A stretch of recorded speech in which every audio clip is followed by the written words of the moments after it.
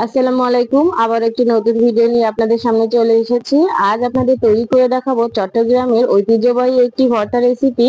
আর এই ভর্তা রেসিপিটা কিন্তু সামান্য 3টা উপকরণ দিয়েই আপনি বাসায় তৈরি করে নিতে পারবেন এই ভর্তা রেসিপিটি।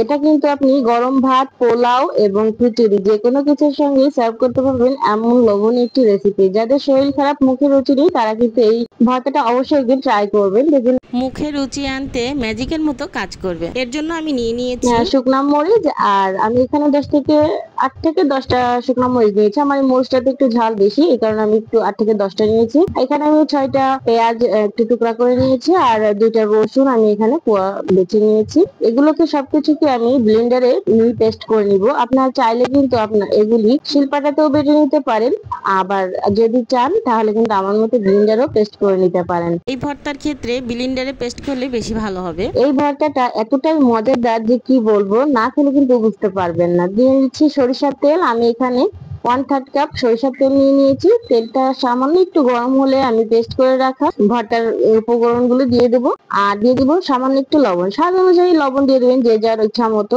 যে যেমন লবণ খেতে পছন্দ করেন। ব্যাস এতটুকুই। এই ভর্তাটা এত সহজে তৈরি করা যায়, কিন্তু খেতে কিন্তু মাশাআল্লাহ অনেক লোভনীয় আর অনেক অনেক মজা। এখন অনবরত নেড়েচেড়ে জাস্ট ভর্তাটা তৈরি করে নিতে হবে। এই ভর্তাটা যেদিন আমার বাসায় তৈরি করা হয়, সেদিন কিন্তু মাস্ট পোলাও রান্না করাই লাগবে। পোলাও দিয়ে ভর্তাটা এতটা ভালো লাগে, এমনকি সাদা ভাতেও খুবই ভালো লাগে। আমি কিন্তু পোলাও এবং সাদা ভাত দুইটা দিয়েই এটা খেয়ে থাকি। আর এই ভর্তাটার সাথে যদি খিচুড়ি হয় তাহলে তো কোনো কথাই নেই। খিচুড়ি দিয়েও মাশাআল্লাহ অনেক ভালো লাগে। দেখুন আমি কিন্তু এটাকে ভাজতে ভাজতে পানিটা শুকিয়ে ফেলেছি।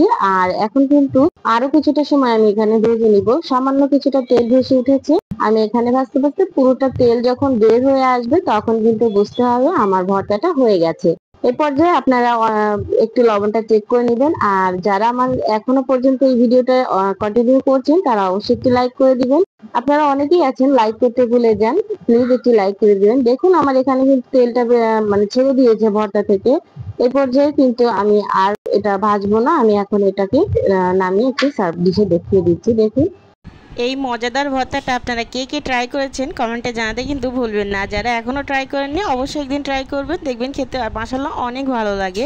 আজ এই পর্যন্তই। সবাই ভালো থাকবেন, সুস্থ থাকবেন। আসসালামু আলাইকুম।